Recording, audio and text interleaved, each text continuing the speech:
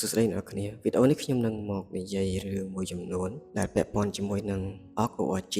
និងកម្មវិធី Sachiver វីដេអូមុនក៏ខ្ញុំធ្លាប់បានចែករំលែកអំពីរបៀបដាក់ចង្វាក់ខ្មែរចូលក្នុង Org ខ្ញុំក៏បានណែនាំឲ្យអ្នកនរគ្នាប្រើកម្មវិធី Sachiver ដើម្បី copy ចង្វាក់ចូលទៅក្នុង Org ហើយដោយសារបច្ចុប្បន្ននេះកម្មវិធី Sachiver នេះគឺលែងដំណើរការ access ចូលទៅ folder file ដែលជា folder សំខាន់នេះគឺជាហេតុផលសុវត្ថិភាពសម្រាប់ក្រុមហ៊ុនទូរស័ព្ទដៃដែលគេធ្វើឡើងមកហើយប្រហែលជាដោយសារតែហេតុផលសុវត្ថិភាពនេះហើយបានជា version ក្រោយៗដូចជា version Android 18បិទលែងឲ្យកម្មវិធី Sachiver access ចូលទៅក្នុង folder សំខាន់របស់ទូរស័ព្ទដៃឬក៏មានហេតុផលមួយទៀតនេះគឺជាគំនិតរបស់ខ្ញុំទេដូចជាអ្នកដែលបង្កើតកម្មវិធី Sachiver នេះដំបូងគេឲ្យយើងប្រើ free នៅពេលដែលគេមើលឃើញថាមានអ្នកប្រើច្រើនគឺគេនឹងបង្កើតកម្មវិធីមួយទៀតដែលប្រហាក់ប្រហែលទៅនឹងកម្មវិធី Sachiver បន្ទាប់មកប្រើពាក្យថា Pro ឬក៏ពាក្យអីផ្សេងនៅពីខាងក្រោយដើម្បីលក់ឲ្យយើងទិញប្រើនេះគឺជាគំនិតទីផ្សាររបស់អ្នកបង្កើត app តែទោះជាយ៉ាងណាអ្នកគ្នាអាច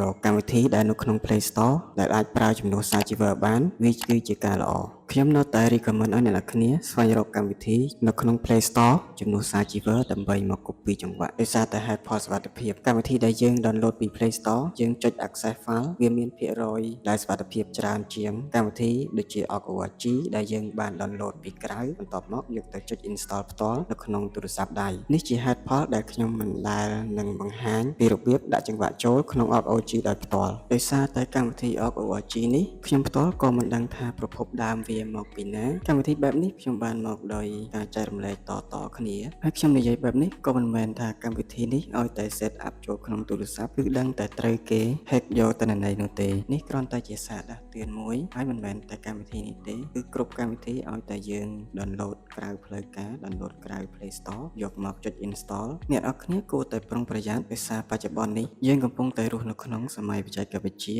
ដូចជាការទំនាក់ទំនង Facebook Telegram សូម្បីតែការចាយលុយដូចជាប្រព័ន្ធធនាគារមាននៅក្នុងទូរស័ព្ទដៃបើសិនជាអាចជិះបានក៏ជិះទៅក៏ប៉ុន្តែបើសិនជាអ្នកដែលអត់មានលុយនៅក្នុងកងធនាគារដូច admin កុំបារម្ភដូចពាក្យគេនិយាយថាបើសិនជាអ្នកធ្លាក់ដល់0សូមកុំភ័យដោយសារតែយើងលែងធ្លាក់ទៀតហើយតែអញ្ចឹងកុំឲ្យខាត់ពេលយូរយើងមកមើលអំពីរបៀបដាក់ចង្វាក់ខ្មែរចូល Org ដោយមិនប្រើកម្មវិធី Sachiver បើសិនជាអ្នកនរគ្នាមិនបារម្ភរឿងដែលខ្ញុំនិយាយពីខាងដើម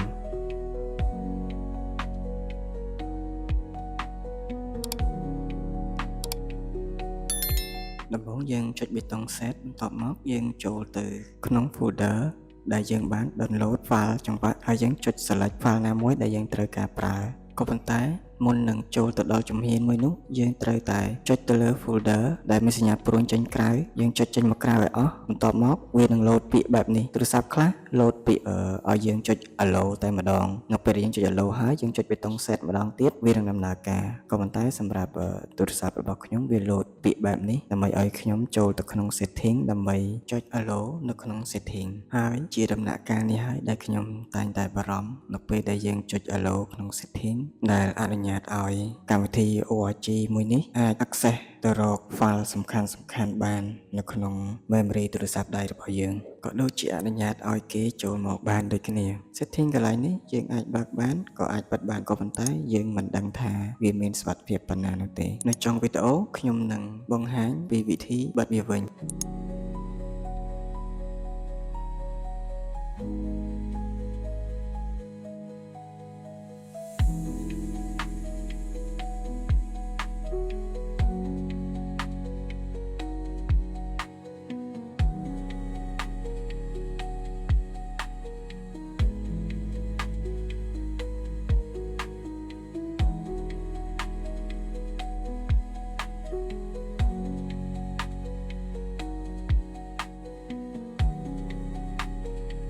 នៅពេលដែលយើងចុចបើកប៊ូតុងនោះរួចយើងអាចចូលទៅរកកន្លែងដែលយើងបាន download និង folder ដែលយើងបានរក្សាទុក file បន្ទាប់មកយើង select រើសចង្វាក់ដែលយើងត្រូវការ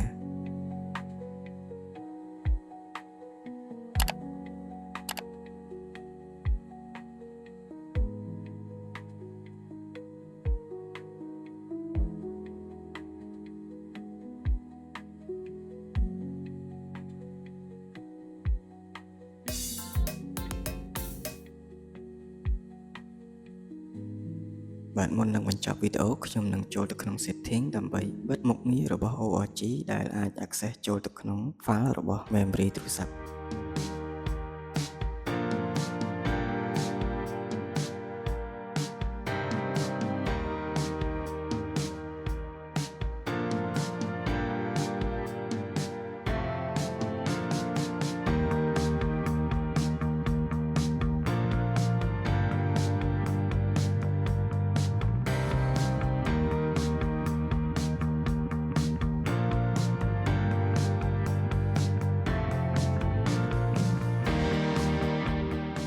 បាទនៅពេលនេះដែរវីដេអូនេះក៏ដល់ទីបញ្ចប់តើអ្នកនរគ្នាយល់យ៉ាងណាដែរចំពោះការចែករំលែករបស់ខ្ញុំបើសិនជាអ្នកនរគ្នាចូលចិត្តសូមកុំភ្លេចចុច like និងចុច subscribe ម្នាក់មួយផងនៅពេលនេះដែរខ្ញុំសូមអរគុណសូមជម្រាបលាជួបគ្នាវីដេអូក្រោយបាយ